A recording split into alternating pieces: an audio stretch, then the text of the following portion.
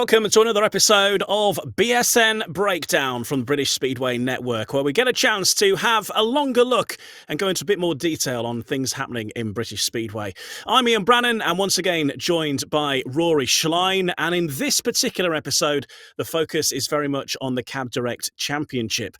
There's lots to go at. The championship season itself is just about getting underway, and important to point out the difference between the Cab Direct Championship season, the league, and the action so far at this level, which has largely been centred around the BSN series, with regional groups taking place. We're getting to the semi-final section of that now, and still a few group matches to happen and still a few things to be decided, but we are starting to get a picture of the form of the various different sides at this level of British Speedway.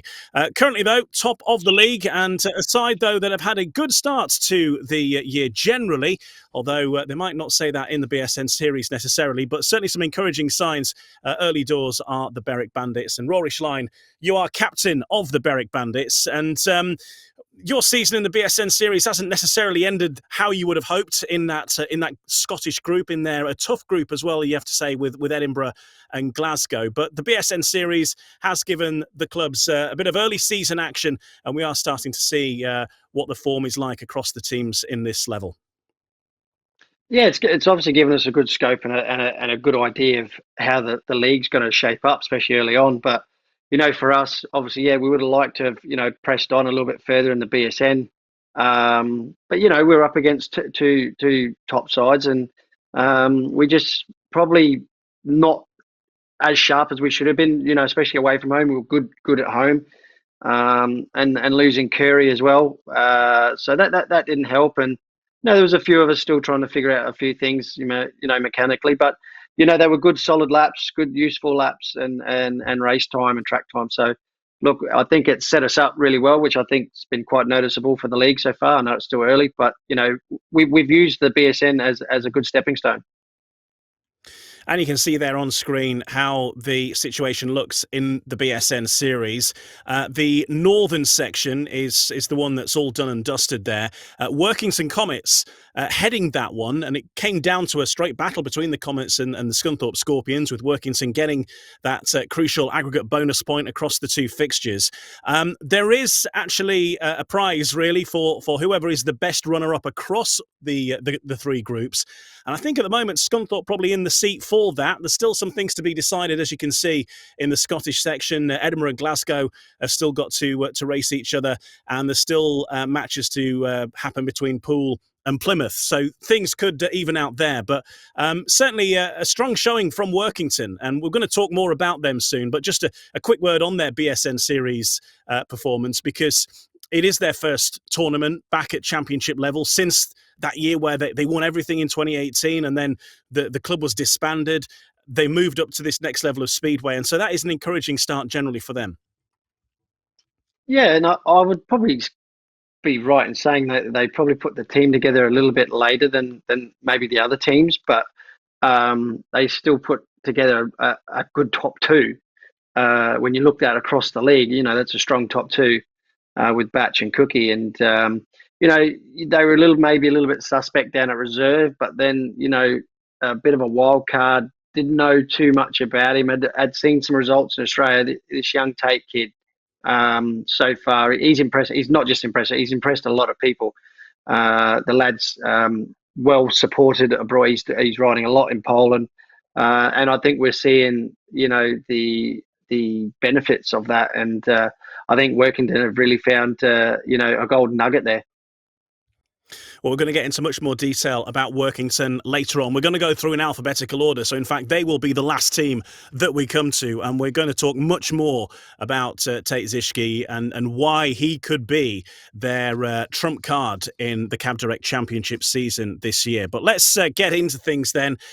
In the Cab Direct Championship at the moment, of course, we've had a few meetings for some clubs yet to ride. Edinburgh, Oxford and Plymouth have not actually ridden in the Cab Direct Championship League table itself yet, although one of the teams that actually has ridden the most meetings so far are yours, Rory. So we'll start with the Berwick Bandits, because you're top of the league, you're first in alphabetical order, and you're the captain, and you're with us now. So there's a few good reasons.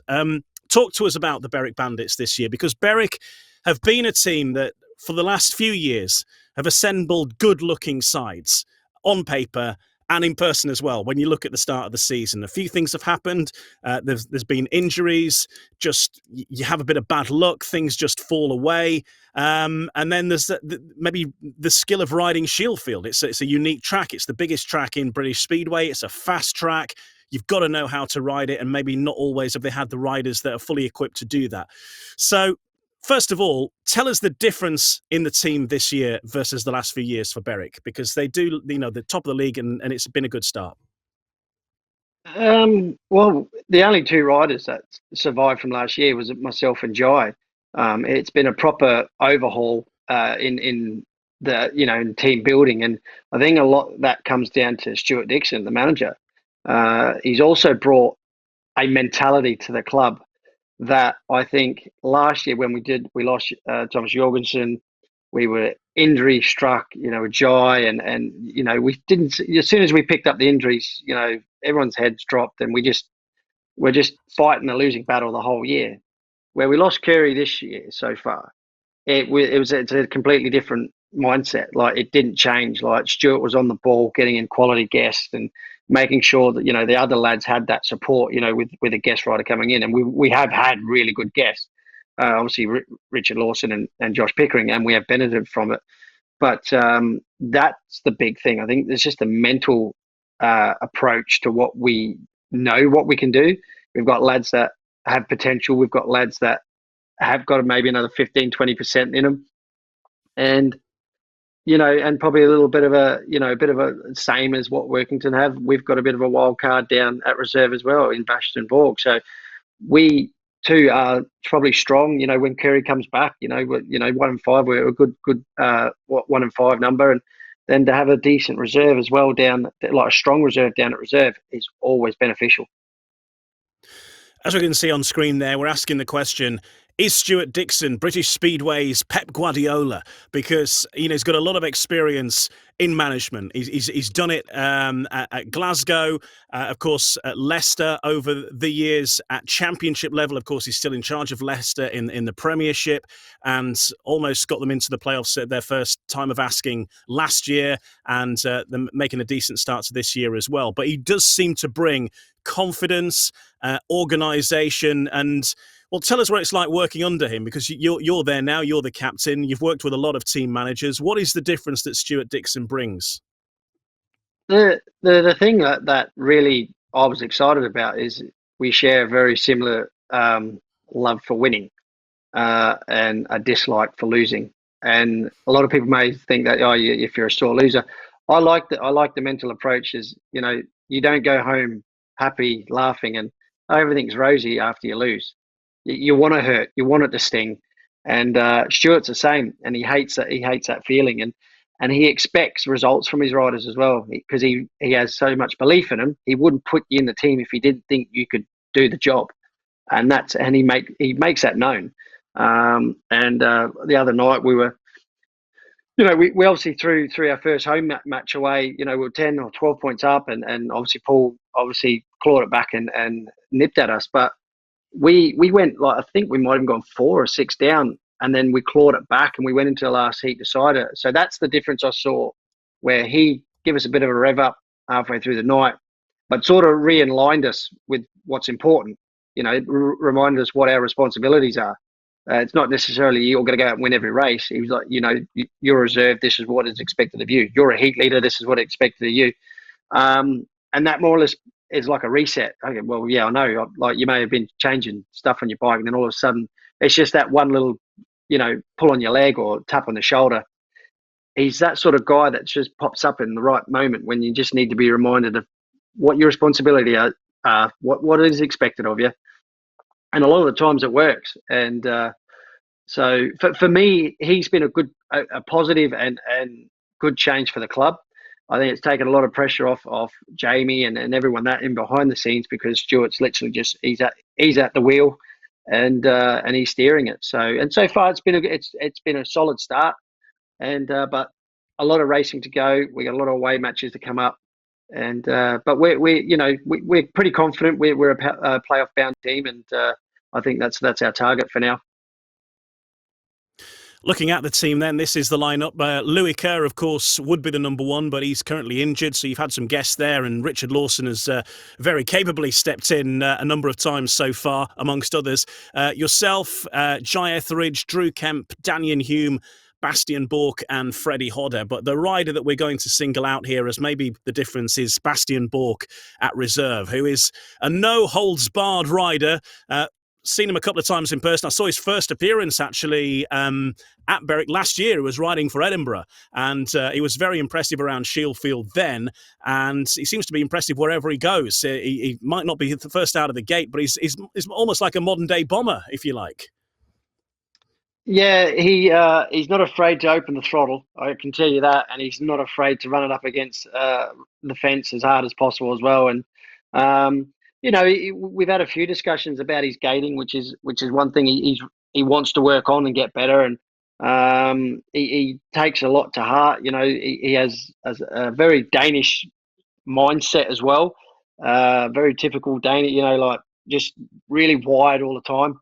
But that's why I think you can see the way he rides. I think that sort of shows, the type of character he is, the kind of rider he is. He doesn't have, I'm going to rest for third. If he gets into third and he's got half a lap, he still believes he can get into second, and that's fantastic to have because he just doesn't know when to give up.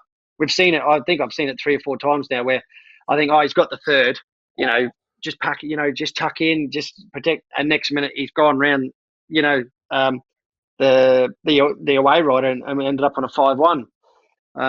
So he's one of them guys that are going to be really beneficial to us, especially at the away tracks. He proved it the other night at Redcar. He didn't start that well. He had a couple of mechanical issues and then got going and literally was probably one of the, I reckon, main reasons why we won because he got some really, really important points. I think it was in Heat 12 and Heat 14. So a guy which I think, depending on how the averages move, whether him and Daniel swap over, I don't think they do or not. But then again, we'll still have a strong reserve either which way. Yeah, and he loves life at Berwick, doesn't he? It's a team that he's actually always dreamed of riding for. His hero is Mikkel Busk Jakobsen, and he grew up watching him on TV in Denmark and thought, well, I want to be that guy. And that's his honest hero. And, you could say Pedersen or Hans Nielsen or Madsen or any other Danes from history. But no, Berwick is the team he's sort of fallen in love with. And now he's riding there. So he's a happy lad from that point of view as well. So, and as you say, top of the league at the moment, it's a case of keeping your momentum going, isn't it, Rory? Yeah, and that's what Stuart's pretty much, emphasised, after the Saturday's win, and by reciprocating and saying, look, we just keep the steam engine, stoked, and we'll keep the fire burning. So Curry's back, hopefully in a week or so. We want to give him time to make sure he's 100% fit, and it might take him 1 or 2 meetings just to get his eye back in. Look, we'll be at full strength, and I just feel that we're a team that I think if we do get underestimated, that teams will be punished. We don't jump off the page, as a big like a Poole or an Oxford, but I think we do which we proved down at Redcar the other night, turning over Glasgow as we did, earlier in the year. And to be fair, we probably should have got a lot more out of Glasgow there in the BSN series. I think we're a little bit under par that night. So for me, I think we're just a team that if they don't take us seriously and they don't give us the respect we deserve, they'll get punished.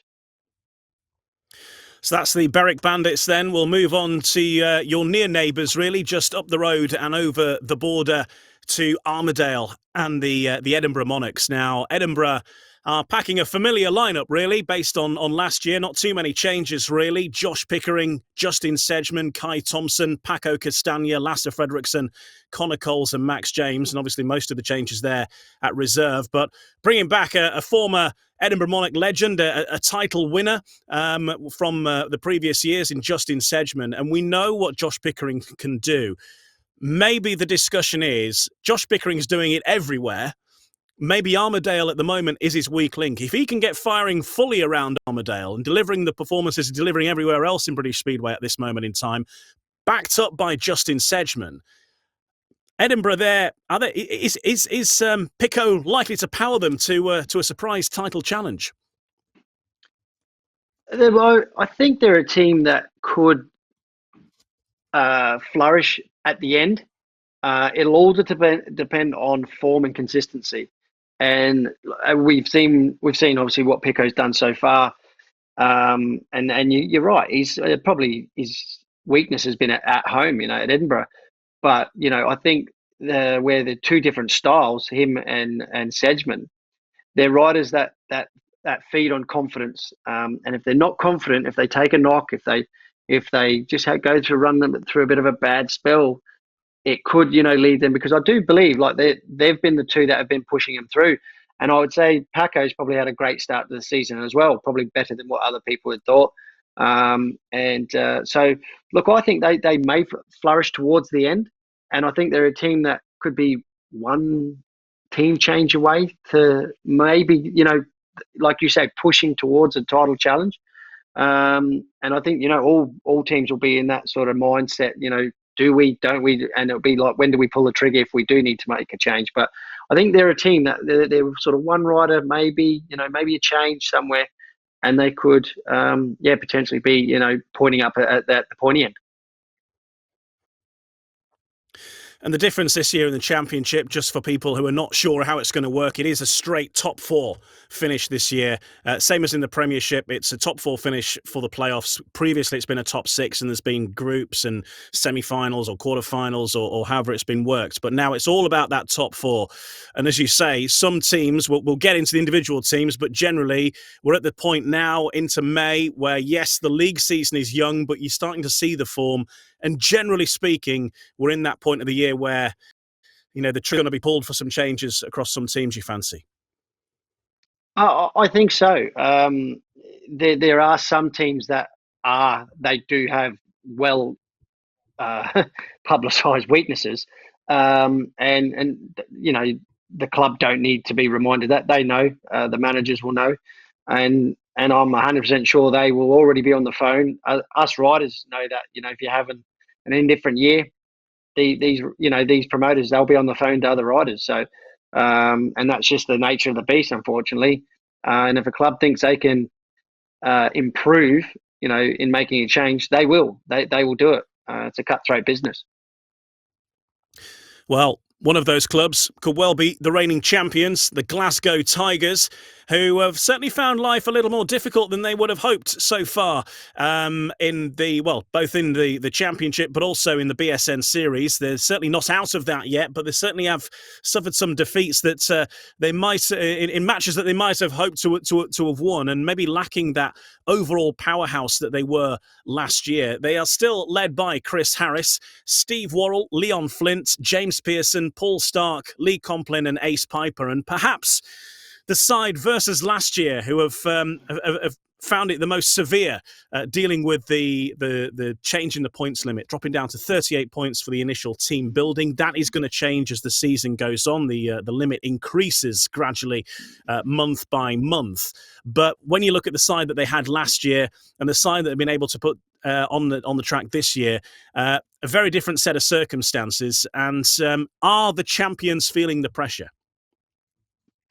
I think so. I think they've tried to stick with a top two, a strong top two, bringing Stevie in. Look, he's a quality rider. Read with him. He's a guy you can rely on to be consistent. Or, season after season, he'll be consistent. He'll be that guy that gets you them 10s and 12s and will throw in maximums here and there. What you get from Bomber. That's just a given. We can go on and on and on about what Bomber's won, what he's like, how he lifts teams and during the playoffs. But I think where they have struggled is in that engine room at number 3 and number 4. Now, Leon's come in, obviously, from Berwick. Obviously, Starkey's come in as well. When you go to a club like Glasgow, they're so demanding. The crowd are demanding, the promotion are demanding. They expect results. And I think they are notoriously, they're not a club that let it try and let someone blossom. They just want it now. And I think we've seen that. I think that's been quite prolific, as in we've seen what the results. Obviously, going down to a superheat the other night with Edinburgh, losing the superheat as well. So them nights when Bomber might not be as dominant, and you get someone like Pickering and you get someone like Richard Lawson come and just absolutely dominate the meeting and more or less run the whole show. You need your number three, you need your number four to be getting your sevens and your eights. And I think that's what they've been missing. That engine room is so important. Yeah, and I think certainly, the fans now, they've had that taste of success, haven't they? They came very close to the BSN series last year. They were runners-up in that. They got that league title. Both of those meetings were against the Poole Pirates, and we're going to come to Poole soon. But they know that Poole certainly have hit the ground running, and as you say, a lot of money has been invested at Glasgow to build that team. They've had the success. They've got some silverware now. Maintaining it is the aim, and they are a ruthless club with a lot of resources to be able to attract the top talent as well if they do need to make the changes. Oh yeah, we just spoke about how ruthless these promoters are, and I know Glasgow are very ruthless when they make changes, and as you say, they've got resources to bring in top riders, and it wouldn't surprise me that they've got someone in the long grass waiting to come in, obviously waiting for averages to change. So look, I think they will definitely make a change in the coming weeks. That's my opinion. They're a promotion that won't want to mess around. They'll see other clubs starting to gain momentum. With a club like ourselves, we're off to a good start. Poole are off to a good start, and they won't. And as you said, we've gone from 6 to the playoffs to 4. So if they fall behind, it's harder to get there. And it's the old advert. You can win your first championship. That's easy. It's trying to back it up. Trying to win your second championship is probably even harder. And for Glasgow, of course, last year they brought in Vadim Tarasenko, which was like a big move that everybody knew was possible, but they made it happen. Things have been adjusted to make that a little more difficult now if you're a new rider coming into British Speedway, but there are a lot of riders that have coming to British Speedway at the start of the season, even in the Premiership, who have got or are about to get British averages, and that will potentially make them an option for the likes of Glasgow. Riders perhaps that might be a little bit more pricey than the average club can afford, but maybe Glasgow might be able to dig deep in the pockets there to tempt those over, at least for the final part of the season. Yeah, and they're probably one of maybe 1, 2, or 3 clubs that are financially able to do that. And that's not a negative thing. I don't find that a negative thing at all. I thought that was fantastic what Glasgow did, bring in Tarasenko. They didn't bend the rules. They didn't break the rules. They saw an avenue and they used it, and it was the right decision to make. As simple as that. So, and don't worry, if something pops up like that again, I'm sure Glasgow will pounce all over it and make the change if needed. So that's the Glasgow Tigers then, the reigning champions. The jury is out at the moment, but will that team that's been on your screen there still be the same team come the end of the season? There is a question mark about that. And maybe we might say similar for Oxford as well, the Oxford Cheetahs. Question here is, are they playoff material in 2024? Here is their team, and it's got a lot of experience in this, and a lot was made of Oxford last season of being, are they too top heavy? And they were there or thereabouts in the end. But the team once again, Sam Masters, Scott Nichols. 2 riders instantly, you know what they're about and what they can deliver. Jordan Jenkins, Cameron Heaps, Henry Atkins, Luke Colleen and Ashton Bowden make up the team. Average age 26.5, as you can see there, and currently sitting on about 40 points. So they have actually increased their average throughout the course of the team versus the start of the season. Very light on the average, or were light in the average of the reserve riders. They were both 2-pointers, Luke Colleen and Ashton Bowden. They've now got averages of 4.17 for Luke Colleen, 3.38 for Ashton Bowden. So that's where the increase really has come from. But you've got youth and experience there, Rory. Your thoughts on the Oxford Cheetahs? Look, I think Oxford can always rely on Scott and Sam. They're top 5 riders in the league, and the result the other night against Glasgow was a statement as well. They can do it. Sorry, against Poole, they can do it. So you think to yourself, where's that? Where are they struggling? And we mentioned it about Glasgow, and I think it's that engine room again. I think that 3 and 4. Cameron Heaps hasn't really got up to speed yet. I know I had a little chat with him, and he was struggling gating wise, and just trying to find a rhythm to get a good setup, and then obviously now with the injury to Henry as well, which could throw a bit of a spanner in the works with their averages. So depending on what they've got to play with, it could be an awkward position to replace, because there might not be that many riders available that could be advertising, that could improve the side. So do they hang on to the RR? I think they've got a really tough month coming up, trying to figure out where they're going to go. And they've got to be careful, like Glasgow, they don't let the league get away from them. So, look, they got a big month, a very important month of getting it right, getting the averages right, and obviously seeing what's available for them as well. Yeah, and but you've got the reassurance though of the experience there. Let's just a quick word about Sam Masters and Scott Nicholls. When we've seen Oxford racing live, of course, they bring those guns out in Heat 13, or indeed as a tactical where possible. We've seen what Sam Masters and Scott Nicholls can do, and that is a powerhouse pair to have in your side when it comes to those close meetings. You've got Heat 13 and Heat 15 to go, or maybe even a super heat with two of the most experienced riders in British Speedway. Yeah, obviously Scotty multi-national champion, and Sam obviously national champion in Australia. High averages in this league, and they're quality riders, and it's obviously a great tool to have, like for Schrocky to say, look, they're going into Heat 13, and you go, especially at Oxford this year, where gate positions have been quite important. If they've got the right gates, you just thought, I'm not saying it's a shoe-in, but you just go into them races confident. They were a bit tight the other night. Obviously Scotty get the set. I think it was the second place to confirm the win. So, but that was against a strong Poole side. They lost Henry as well. A couple of guys weren't riding that well, and they still got the win. Like compared to us at Berwick, we were full strength. We had a really good side, and we couldn't get over the line. So Berwick Oxford, I do have a bit of character, but to make them a title contending team, I think changes are definitely going to happen. So that's the Oxford Cheetahs then. Next up, the Plymouth Gladiators. Now, we've paid a trip already, and more trips to come on BSN to Plymouth, and their new track, which could be the curveball. Looking at the team first of all, though, got an average age of 27, quite a lot of experience around the Plymouth side, and they're made up of, Nico Cavati, of course, at number one. He's injured at the moment. He's due back soon, but they've had to cover him through through guests up until now. But they're made up of Ben Barker, Kyle Newman, Dan Thompson and Joe Thompson, Alfie Botel and Jacob Hook. And, one question, first of all, two questions, actually, for Plymouth, is their advantage. And their advantage, I'm saying, first of all, the home advantage, which has always been a thing, but they've changed the track. Obviously, Plymouth have ridden it way more than any other team, so most teams are going there for the first time to a slightly different track, slightly different lines.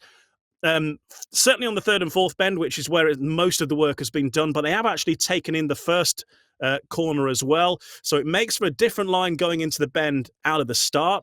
But also the Thompson twins, particularly Dan Thompson, who's flying in British Speedway at all levels and really is laying down a marker to kick on to the next level. Of course, he's made it into the main body of the team at Ipswich. And he and his brother, of course, when they're racing together around Plymouth, are a formidable force. And that, maybe on top of that, the home advantage with Ben Barker as well. It's all the home advantage and experience of these tight tracks, which may catch visitors on the hop on their first visit. I think that Plymouth has always got a home track advantage. It's a very unique, tiny, technical track, and not everyone's cup of tea. But I think, you guys were there the other week, and I think we've seen, what Ben's capable of around there. with the Thompson twins having such a great season as well, and obviously with Nico to come back in. So look, they're a team that's going to go under the radar for me. They're not going to. People probably still will write them off towards the end of the year, but if they get bigger home wins and can pick up points along the way, you know, they should be looking at nights when the track's not so good, a bit wet, get the meeting on, take the home track advantage away from that. So, these are the things, team managers should be looking at, where can we pick up the advantages where we would normally have. But they're a team that will go under the radar. But I think they will win at home. They'll get a lot of success at home. And with the Thompson twins, as well as their riding, who knows? They could pick up, points on the road. And they were seeing Dan Thompson battling there, racing for Ipswich in the Premiership, a great battle. I think that was with Norwick Bladorn at Bellevue a few weeks back. But, certainly he's a rider that's kicking on to the next level now. It is a big step up to get out of the Rising Star berth. He's in the Rising Star berth, of course, technically at Ipswich, but he's made himself into the next level of the team. But actually, so far, despite having much harder races and now coming out in heat number one as the number two rider for Ipswich, he's been holding his own largely against some of the heavier talent in the Premiership and more experienced talent, and that's got to be good for him. He's invested heavily, new machinery. He's got an Ashtec engine, I think, in there now, and since investing in that new gear, he's not looked back. Literally, well, he has. He's looked back and seen the riders behind him. Yeah, but the good thing about that is that's the progression you want to see in British lads. That's what all the fans want to see, and I still feel my opinion. I still think he should be protected. He's still a young lad. He should have just stayed at reserve all year. Again, my opinion. Because he's going to go through that spell, that tough spell during the year. But so far he's holding his own. He's getting the points that is expected of him at that number. But he's very lucky to be racing with people like Doyley, Emmel at that level.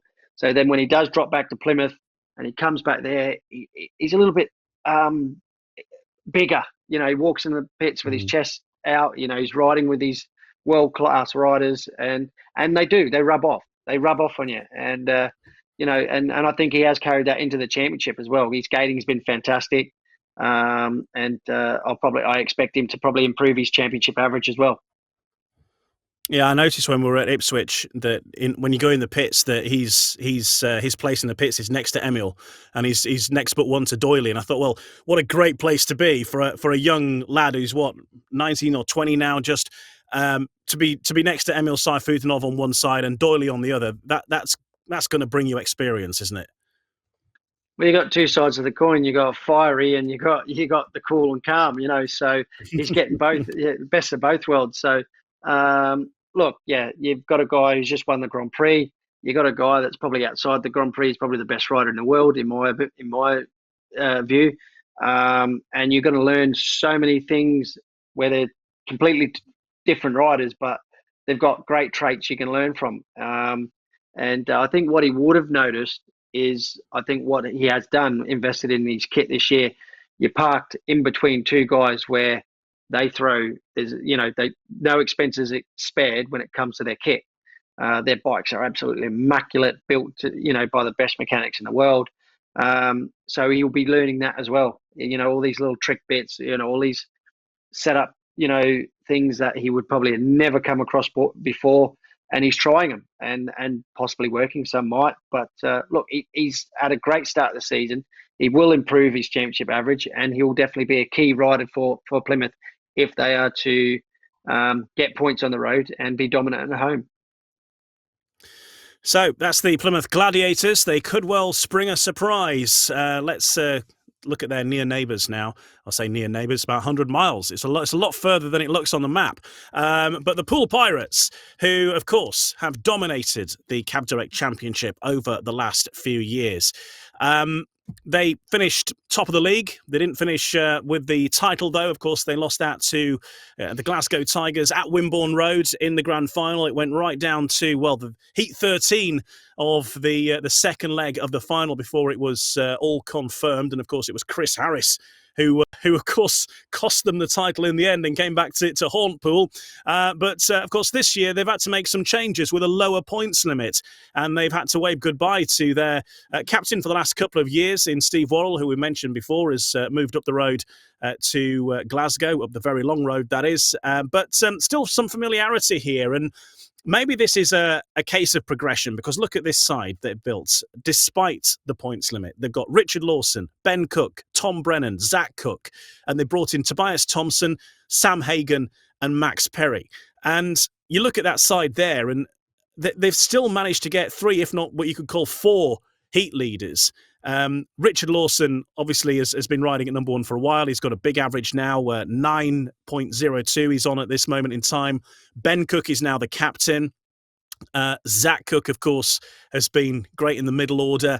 But I guess the rider we're looking to single out here is Tom Brennan. And he comes into the side from Glasgow, ironically, and he certainly seems to have kicked on a notch this year in his performances. He wants to obviously move up through Speedway and progress himself. But looking at that, he now joins in there at Poole as the new heat leader, doesn't he? By far, I think you look at that whole side and you just think how have they put that together. Obviously, Rich has obviously even improved his average. And then like you said, you mentioned the Cook brothers as well. They're more or less part of the furniture down there. But Tom he's obviously left Glasgow.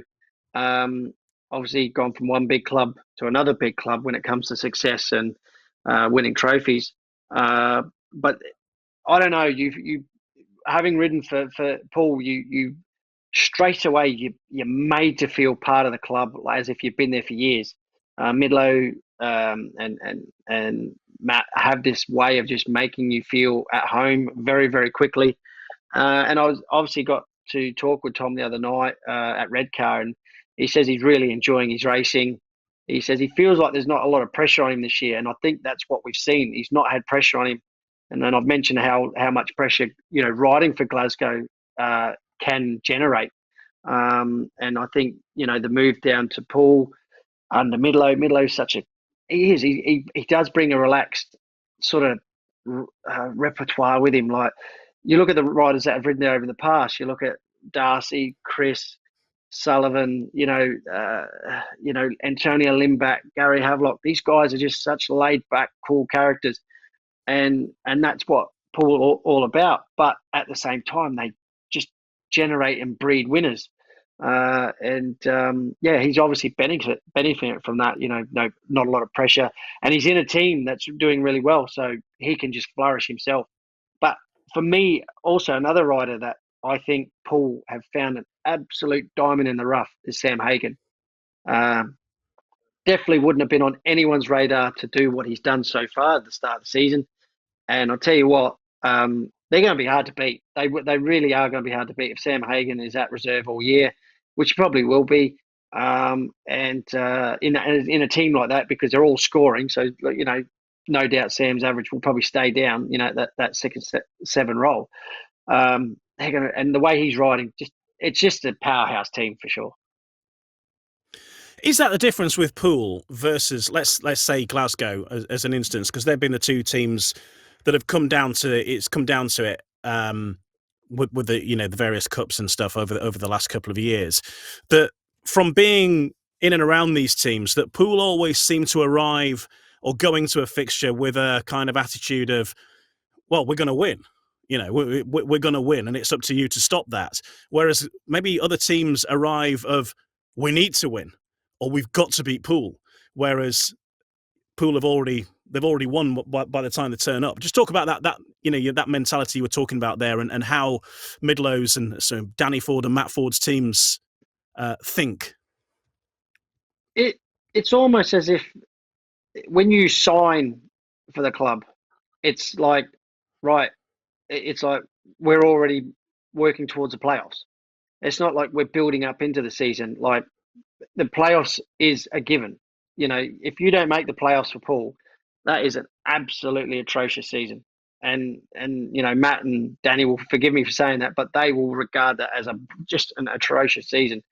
And for me, when you go to Poole, it's almost like you're already you lift as soon as you sign for them. You go, I'm going to be in the playoffs because they always are, and that's just something they've generated over the years. And racing against them in the top flight, in the Coventry days, and we'd always have proper ding dong battles. You'd go down to Poole.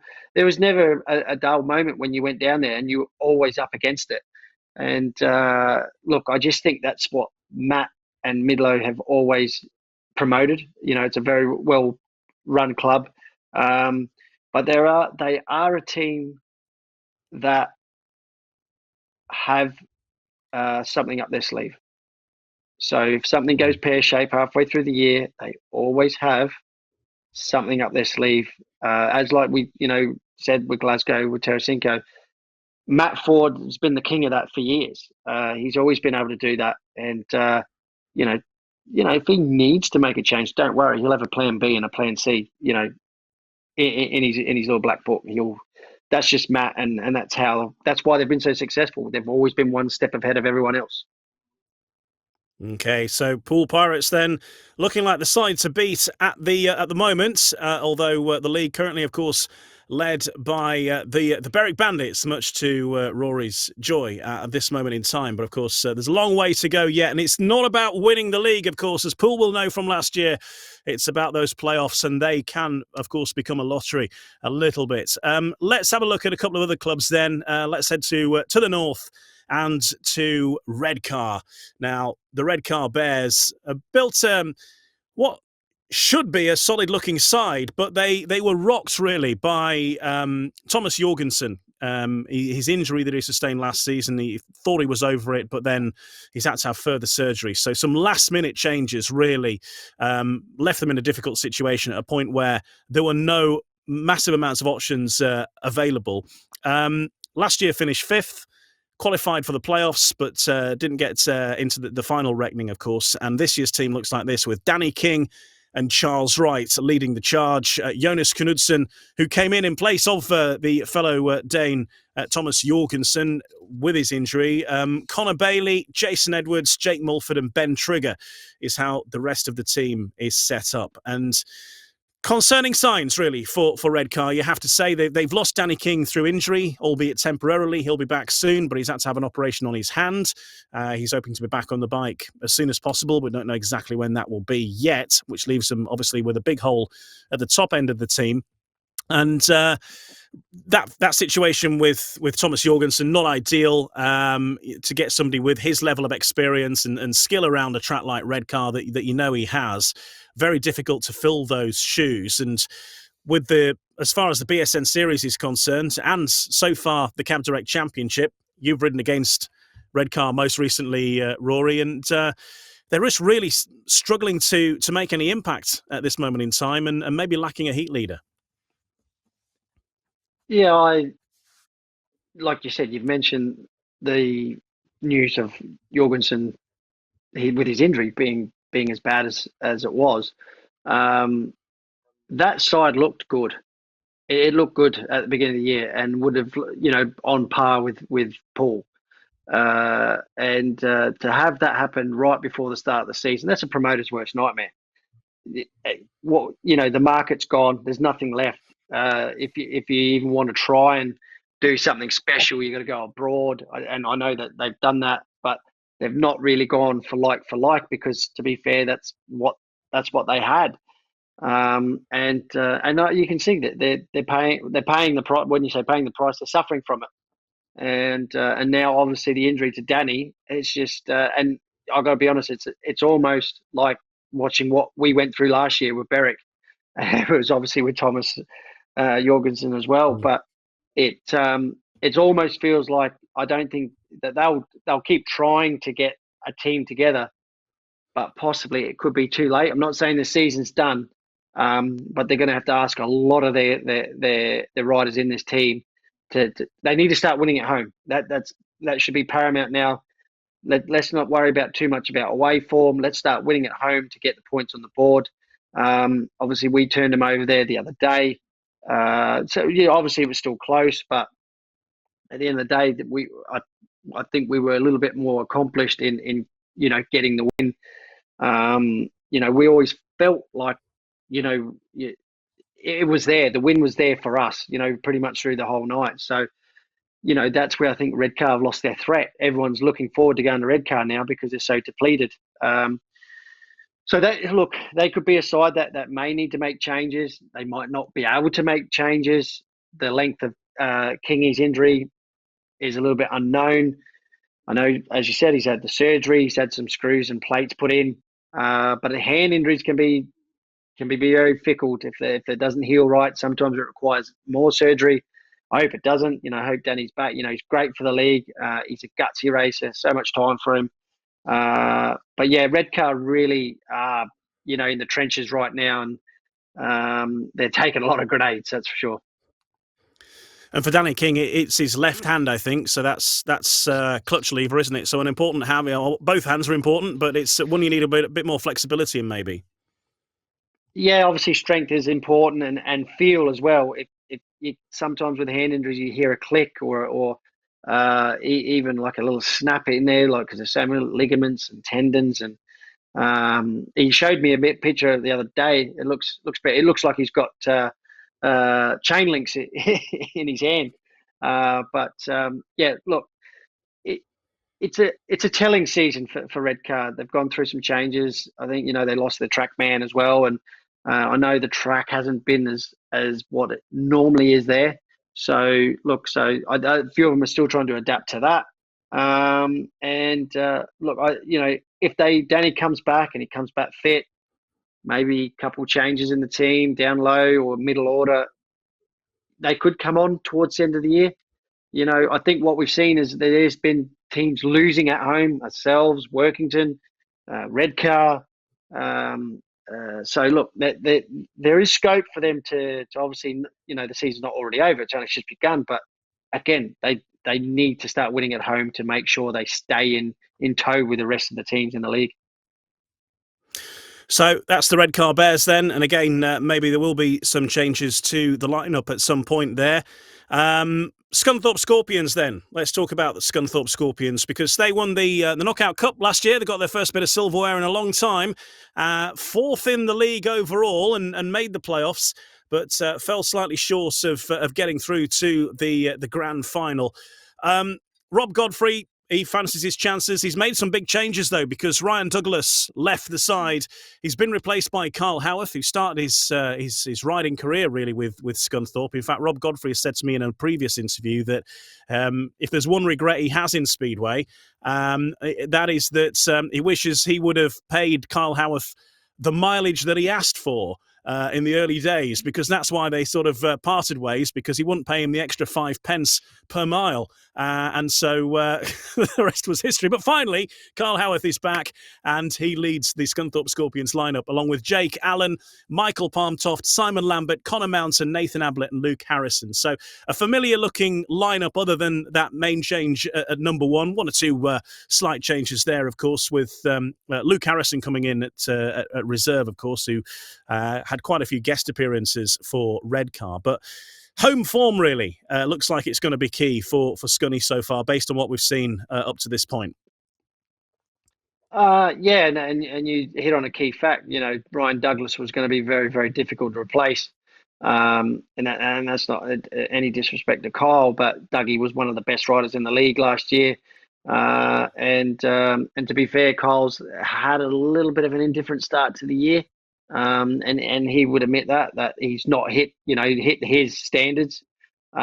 So the positive thing about that, there's a couple of riders that are probably in the same boat as Kyle. I think Jake Allen's definitely got more in the tank, and Palmtoft as well. So it's a good side. Like on paper, it looks handy, and yes, home form is going to be very important for them. And they're a side that can win very big at home, especially with them riders. They know that Scunthorpe track. People think, Scunthorpe, it's a racist track. It is a difficult track to go to because it's hard to get the setup right there. People don't realise how difficult that track. Well, the setup there can change from heat to heat. And you can get left at, you can start off with 2 wins and all of a sudden the track changes. And if you don't follow it and you don't chase it, you can end up with 2 last. And your night can go from a great to absolutely diabolical in the space of one race. So I think their key is to win big at home for sure. They will definitely, I think, if they do that, they'll pick up points away because I think they've got quality there where they can run teams close. But a rider that sort of impressed me so far is young Ablett. What I've seen of him, he's had a lot of speed, a lot of pace that I've not seen from him in the last few years. So he could be a very, very key rider, especially down at reserve. Because if the other lads start to come on and Ablett keeps scoring the way he's scoring quite well, then they step up into a playoff bound side, 100%. So look, I think they could be a bit of a slow burner. Kyle, hits his form. Palmtoff reached the levels like we've seen him beat world class riders in the Premiership. So look, that side looks handy on paper. They just need to put it right on the nights when when the green light comes on and the tapes go up. Yeah, don't rule out Scunthorpe, and keep an eye on the aggregate bonus points, of course, with the winning, if they can win big at home and then go away and still claim the aggregate bonus points, those are going to add up and make a big difference once again come the reckoning. So the final side then in the Cab Direct Championship, the side that we sort of talked about a little bit first, really, the Workington Comets, who are back at this level of Speedway since, of course, they were forced to disband, I think, after the 2018 season when they, of course, won everything that was on offer. They won the treble that year. And they've got a mixture of youth and experience about them and some riders new to British Speedway as well, and therefore some unknown quantities. And the question we're asking of the Workington Comets, can the underdogs gate crash the title race? Because they've been plodding away, getting these results without any great massive amount of ceremony. And when you look at the BSN series, they've got the job done. They've certainly enjoyed home advantage, as we were talking about Scunthorpe there, and getting a decent lead and nicking the bonus point for the aggregate.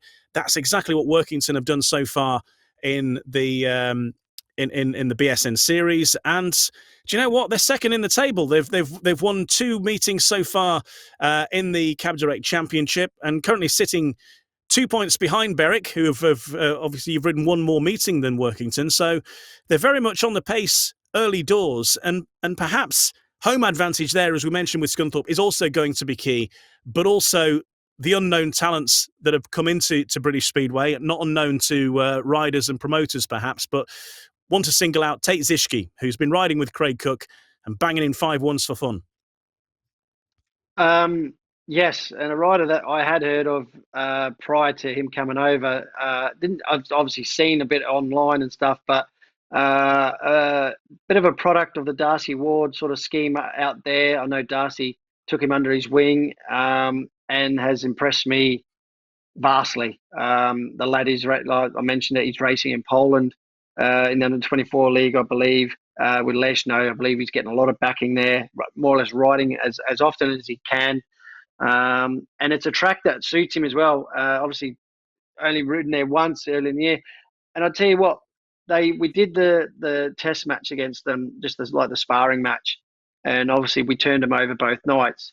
Now that may have been the best thing that could have happened to Workington, because now they go in as underdogs. That no one was really expecting them. Like after that, you look at the Cookie batch. It is a solid side, but what they have done is more or less make that home track like a fortress. Even though they lost their first home meet of the year, since then they've really made that a strong home ground. I know they got turned over by Redcar, but that was in absolutely atrocious conditions. So you can just take all the home advantage out.